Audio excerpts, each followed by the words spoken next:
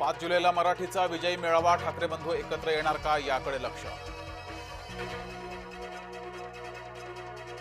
ठाकरेंच्या काळातील जी.आर. हा उच्च शिक्षणासाठी, राज ठाकरेंकडून भावाची पाठराखण। ठाकरे बंधूंना एकत्र येण्यापासून कुणी रोखलंय, मुख्यमंत्री देवेंद्र फडणवीसांचं वक्तव्य।